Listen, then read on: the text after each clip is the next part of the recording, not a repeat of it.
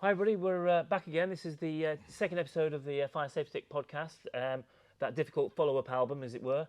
So here we are again, really. So we've got lots to talk about. So Serge, it's probably been about 4 weeks since our last one. What's been happening in the last 4 weeks? Shows. We've had two major shows at the NEC, and that just seems to have taken over our life, hasn't it? Yeah, somewhat. It's been quite a lot happening with it all. So it's long old shows. So those two shows. So the first one was? It was our launch into Hoys, Horse of the Year show. So the equestrian section of our agricultural business. So it was good. It was always hard launching into a new sector where people don't know you, don't know who you are, don't know what the product's about.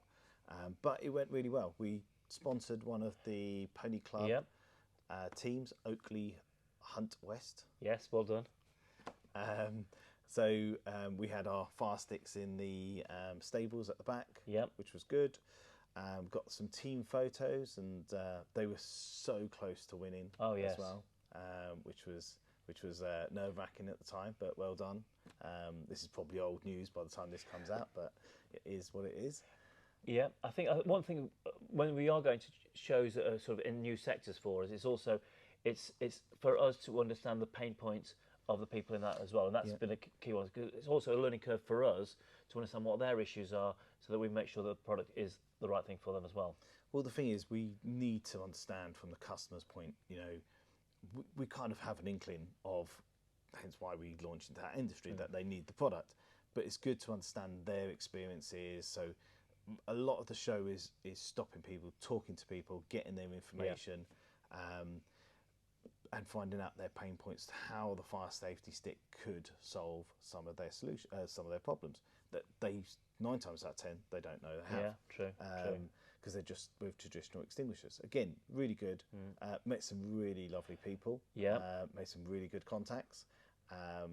Signed up some good distributors out of it as well. Yeah, I was going to say, I mean, I've got to be honest, they were long days. Yes. They were very long days, in fact. It's lucky me and Andrew get on. Let's say that. So there were long days. There were tough ones, especially driving back and forth and what have you. But I think it was really rewarding. I think you said there's a lot of successes there. We were still busy on the stands as well, which is great. But the one person that stands out in my mind that actually came to visit as well, we were there on that first day, was actually somebody in theory nothing to do with the equestrian market as such. No, oh yes. Which we're going to do a big story on. Alan. So he came over. So we were talking to a few people, and I could see him in the background looking over and nudging his wife and pointing at our stand. So there was a break in our conversations with other people. He came over, and he was telling us about how the fire safety stick had saved his car in 2019 on a rally stage. I'm not going to go too much into it because it's a really interesting story that we didn't know about. Yes. And his daughter was actually in the top spec arena, and she actually won one of the competitions there. Yes, yeah. Again, it was a good day for him. No, absolutely. It was really good. It was really interesting chatting to him because he must have been on stand for like at least an hour, I think, chatting away and what. Yeah. So do you know what the thing is? We went back into our groove of talking about cars and motorsport, so it was great for us. And I love when I find out stories of how the products affected people's lives. As I said, he clearly said if it weren't for the fire safety stick, he would have lost his £60,000 rally car. Yep. Where they were trying to put it out with traditional foam extinguishers. But there's more to come. We're going to do a whole separate interview on him, and we're going to get the full story. Even though it was back in 2019, this is a story we didn't hear about until he actually told us, which was really good. It's absolutely, really affirming. So NEC is pretty much our second home these days. Oh yes. Well, we had, that was 5 days or 6 days blurred into one? I think it was 5 or 6 weeks, it felt like. And then we had a break back in the office, catch up, and then we were back at the NEC for our second show, which was the Motorhome Caravan show. Yeah, I'm glad you said that, because I always say it the wrong way around. And we'll talk about the show, but I think the big thing that I picked up on that is we've done the NEC so many times now, you now actually know your way around the place. Yeah, I knew you were going to bring this up. I normally have to save my location. So once we get to a stand and we set it up, I save my location because I always get lost coming back to it, and it takes me ages if I go for coffee or something. So I know I'm getting way too used to the NEC is when I don't need to do that, and I know where Starbucks, which Starbucks has what type of I was pastries. going to say, it's not where it is, it's crucially which one. Yeah. The one by Hall 1 has better pastries than the other one that's on the other section. So, yeah, that's really bad. Yeah. So most people know locations by pubs. I know them by restaurants and coffee shops. Convenient, isn't it? So, yeah, the Motorhome and Caravan Show. Now, the last time we did that particular show was back in October 2019. It's not been on since then. There's two sort of motorhome shows, one in February, one in October at the NEC. So this is probably, in some ways, it's the main one, really. It seems to be the most popular one for a lot of the motorhome and caravan people, might be, certainly. How did that show go then? Really well. Well, you know, it was shocking. So from the Hoys show, of course, the year show, where we're launching in, and it's long days, but you're kind of really grabbing people's attention and educating people and talking about the product, where you've got complete opposite, where you have people queuing up. It was fantastic. Queuing up, they already know about the product. They've kind of been sitting on the fence with it. Oh, you know, do I, don't I, is it? But then with the stories that the caravans it saved, and people have talked about it, and it's actually been working out there. It was literally constant, wasn't it? Which was good because the days went really fast. I was going to say, yeah, absolutely, yes. It went really quickly, but yeah, I don't know how many sticks we actually sold during that time, but it was phenomenal. And I think also is because we were then also gathering such crowds around our stand. It was only a small stand. It was creating more. We were creating more interest.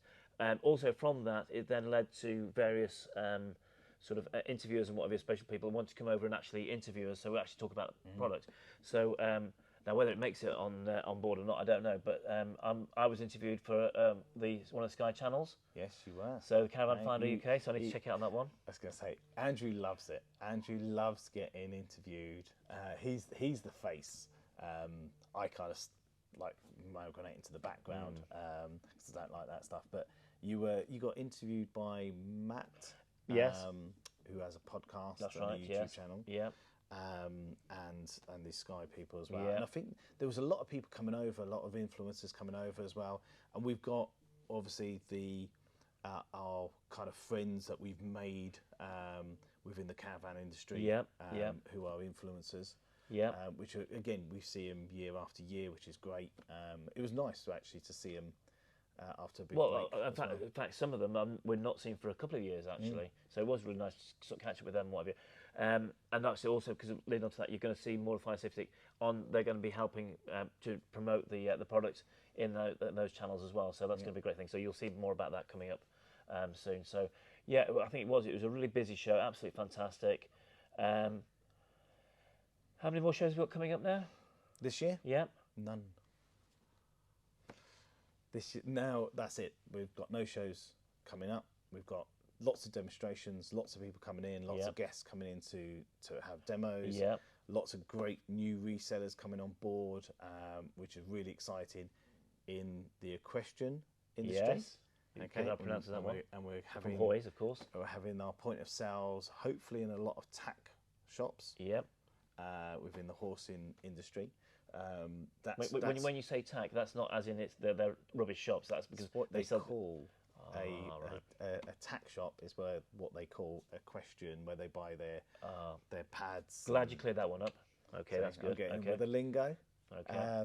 So we've got that happening. Some big influences coming in along on that industry, which is really exciting for us.